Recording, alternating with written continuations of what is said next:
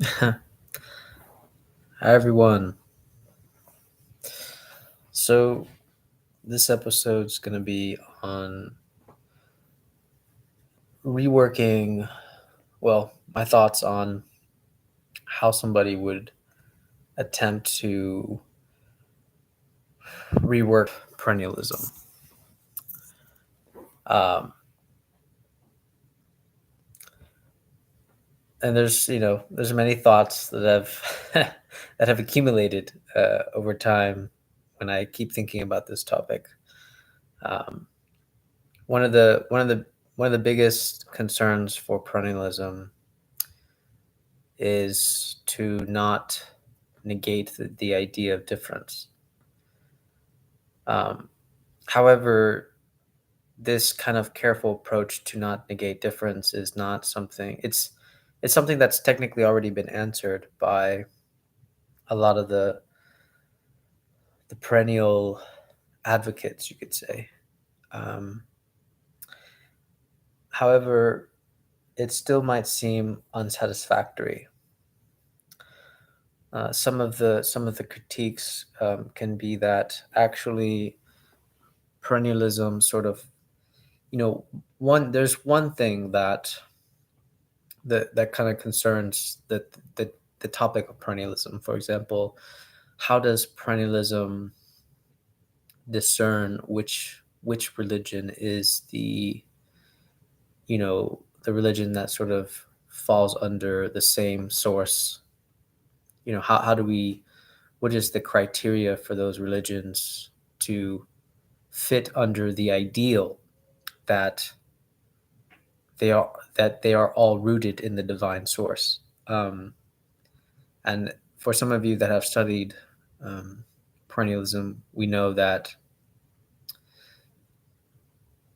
traditionalism had made a distinction for which religions kind of fall under that perennial category.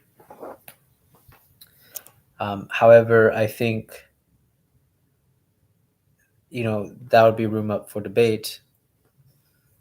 Um, and I think perennialism probably loses its credibility once it starts talking about some type of standards for the religion themselves, right?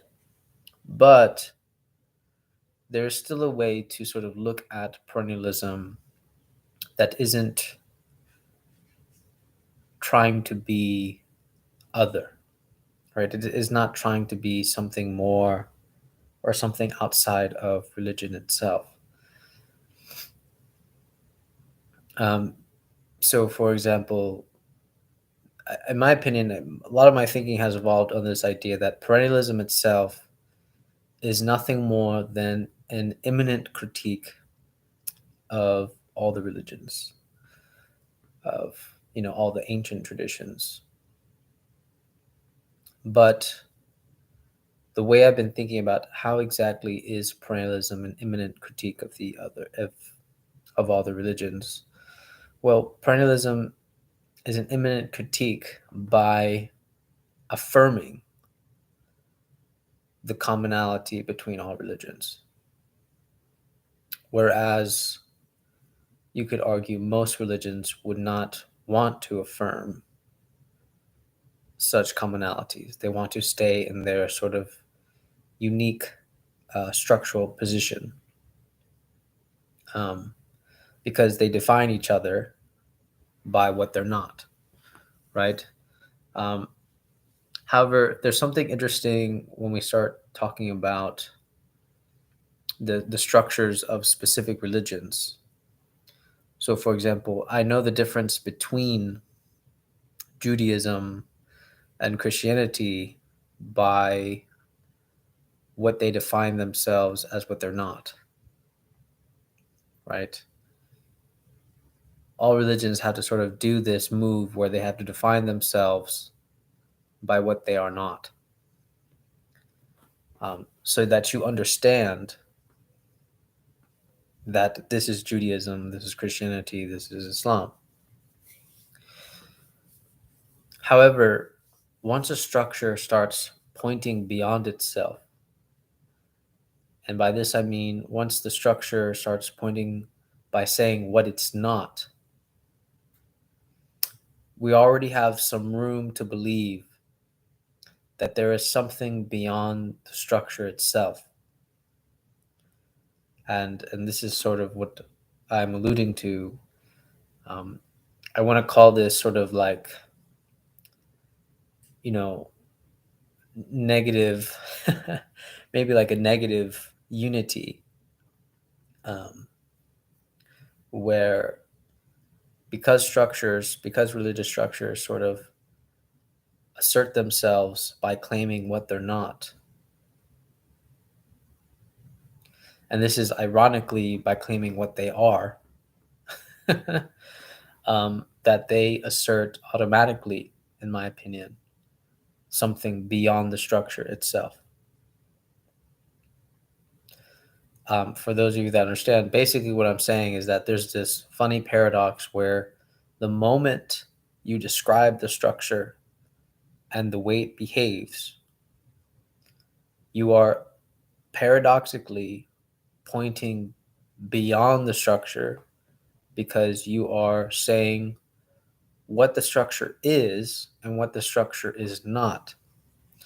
And it's this aspect of what the structure is not that sort of allows room for the perennial critique to come in, right? So basically now I look at perennialism as a sort of fundamental critique of this, um, of not realizing the the beyond the structure itself, right? Where basically all religions have this tendency, you could say, to mistake the structure itself as the divine will. And it's because of this mistake that it can sort of allow for sort of detrimental, social and religious, um, maybe wars, a sort of disunity, a dystopia kind of thing. Um, even the idea of fundamentalism would sort of fall within the structure itself. But by the way that a structure identifies itself, the moment it identifies itself as also by what it's not. And it's this notness of the structure that sort of proves that there's something always beyond the structure itself. And I believe this is where perennialism can live. This is where perennialism can thrive.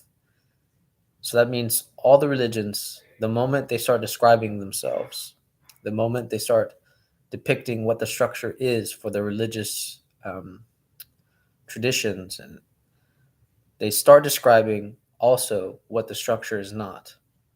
And you could say that this perennial unity is all the negative spaces of those structures of what it is not.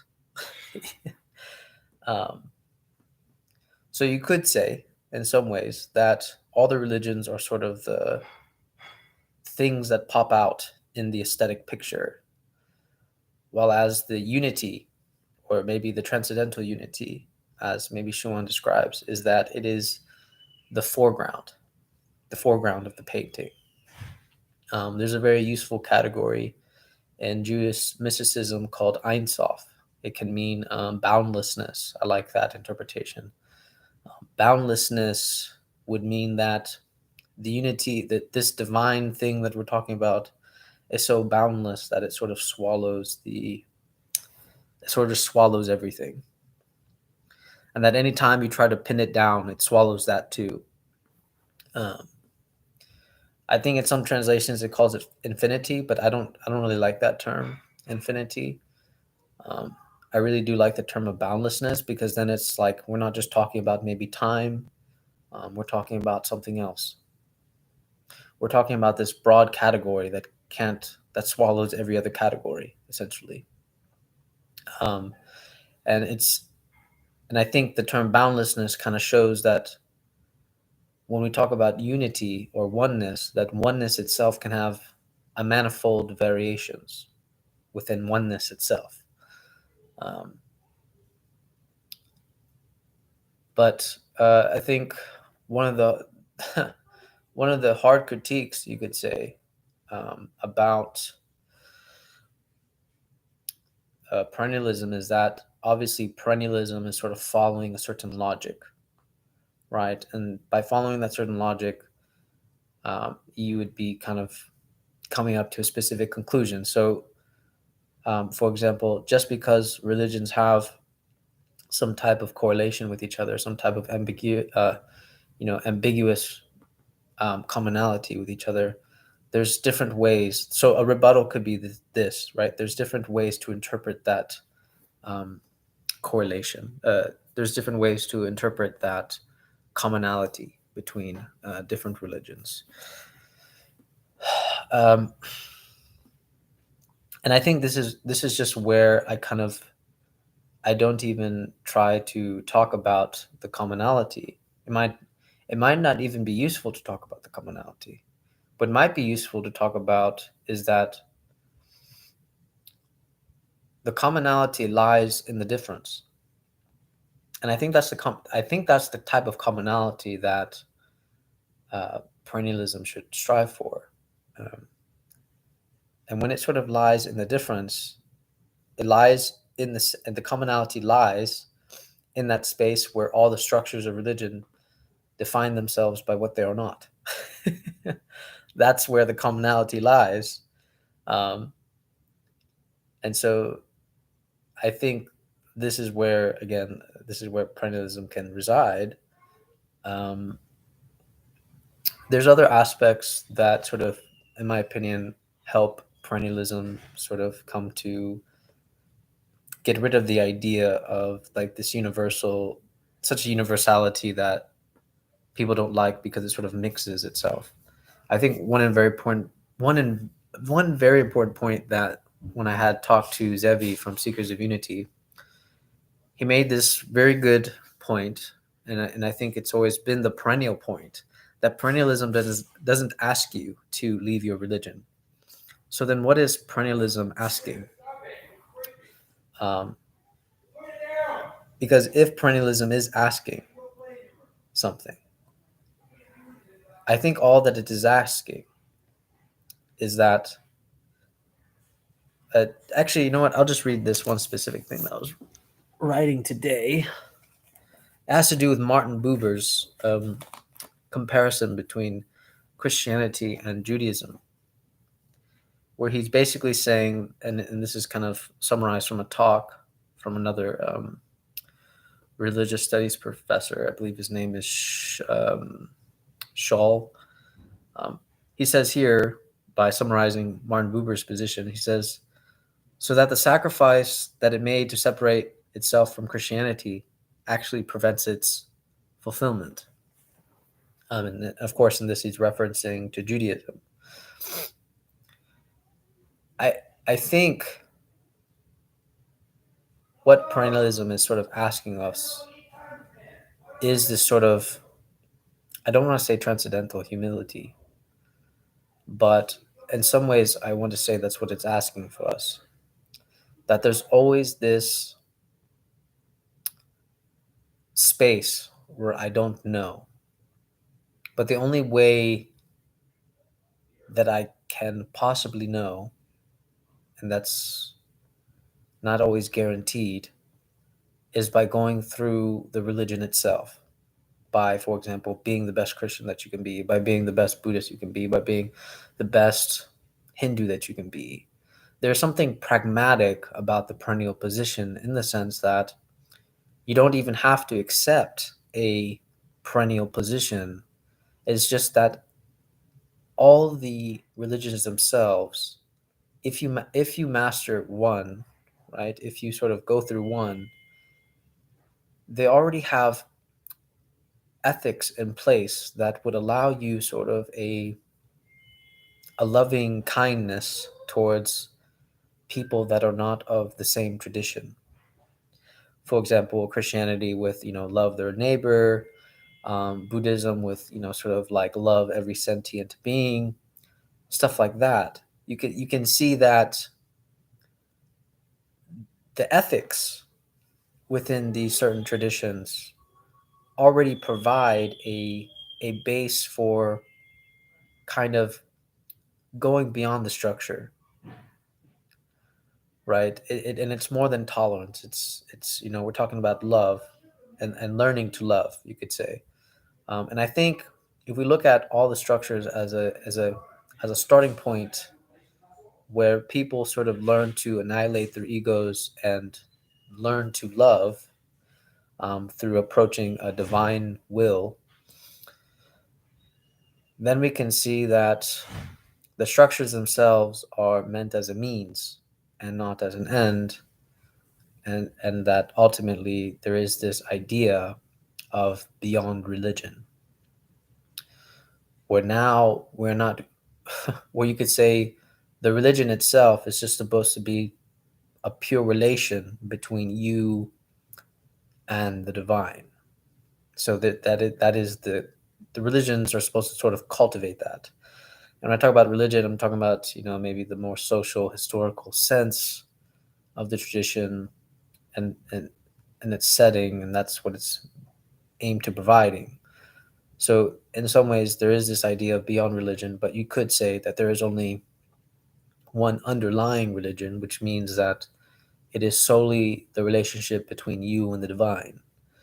But, you know, we are social creatures, so um, it's almost as if, as long as we participate with each other in this, striving for our personal relationships with the divine, um, we also help each other as a community and so on. So there is this idea where the community and the individual are no longer separate, really. Um, and that's why it becomes maybe a communal I relationship with God. And I think maybe that's what perennialism is trying to get at, is this there is this communal I in relationship to the divine. And it would be like, I guess, sort of asking, um, I guess it would be just like all of us worshiping in our different ways, maybe on the same day or something, to sort of give like a more, um, you know, analogy to what I'm saying. But um, yeah, I am starting to think that maybe perennialism, what it's asking of us is a communal I outside the structure itself. But there's already hints, like I have said before, there's already hints within religious traditions that points to communal I beyond the boundaries of the tradition itself, which means, and like I said before, like Christianity, loving your neighbor, Buddhism with loving every sentient human being, um, just the emphasis of loving kindness and any tradition, in my opinion, already points beyond the structure. It already is pointing towards building a communal I think the problem that we think about the communal I is that we're always considering, the communal I as a sort of sameness. But the communal I, in my opinion, and this is what I think perennialism is sort of asking us to do, is to build this communal I with difference, right? Um, that you can only have a communal I, a pure communal I, not within the structure itself, but beyond the structure, which would actually affirm, in my opinion, difference itself. By you affirm difference itself by affirming a universal oneness. And if I was just, sort of give an example, um, for example, like, when I talked to, Daniel from OG Rose, he likes this example of like the cat, right? I come across different variations of cats. However, the universal idea of cat is what makes cat intelligible to me. So like the difference itself, or you could say the particular, doesn't become intelligible to me until I know the universal. But in my opinion, you could say that perennialism, the reason why perennialism doesn't ask you to leave your religion or accept anything other than your religion already, is that it is confident in this idea that if you go through your religion itself, then you already are building this communal I that is beyond the structure itself. That means that once you start getting used to like one type of cat, you eventually start building such a, I guess, spiritual elevation through the process of the traditions and the sacraments and so on, that you start encountering the universal. And I think the mystics, uh, sayings and sort of experiences sort of point beyond that. I think what is revolutionary about the mystic is that they have experiences that tend to sort of point beyond the structures itself. Um, Another argument for perennialism would be that actually you don't need structure to sort of have an experience of God, right? There's, William James' Variety of Religious Experience, there's so many manifestations that people had of the divine that made them believe in a sort of divine will. It's only when we sort of fold ourselves into a structure that we sort of come across a method. You could say the experience itself doesn't necessarily teach us a method. Um, it doesn't teach us how to approach the divine. We simply have experienced the divine. Another interesting proposition would be the discussion of psychedelic plants, how there are psychedelic plants that sort of give you some type of religious experience, um, which means that you're having this religious experience without being affiliated possibly to any other tradition. Um, but there is another answer, for example, about why do mystics have certain, manifestations of the experience of God that maybe affirm their tradition. Um, Shalom, one of the German writers on Jewish mysticism, writes that there is a tendency where our who we pick as our religious authority sort of projects the religious experience into the religious experience, the religious authority. I'm going to rephrase this. The religious authority projects contents into our religious experience. So that means a mystic might say like, "Oh, I saw Jesus," or "I understand the Trinity," or like another mystic from like Islam would be like, "I saw Muhammad," and stuff like that. Like it gets projected, and there is something to say, and there is really something to say about the reflection that the human subject sort of puts into the religious experience. You could say that really either we could say that there is this unconscious idea about God that sort of gets pushed in, or we could just say that only God allows himself, depending on the way the person approaches God, to see him in that specific light. There's many, I think there's many versions to account for this. For example, when Ibn Arabi says, "The eye through which I see God is the eye through which he sees me," right? So here you can say that the human being really um, shapes and shifts has a role to play in his religious experience to some extent, um, and that the way he sees God is the same way that God sees him. If we take that to be a maxim, in my opinion, this accounts for all the differences in the world, but it also accounts for this universality that we're talking about. Um, but I think there's much to, sort of work through and shift through. But if we look at all religions as immanent critiques of each other, and if we look at religions as something that cannot sustain itself other than by claiming by what it's not,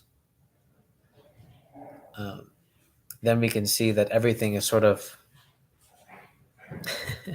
it's dependent on each other in a variety of ways. It's very much contingent on each other, in my opinion. Um, where I think, you could say Christianity is a response to Judaism and so on, and Islam is a response to Christianity and Judaism, and all the other religions are responses to each other. Like Buddhism would be a response to Hinduism, and all these other things. So their identities are contingent on some type of response, where they can serve as immanent critiques for each other and within each other.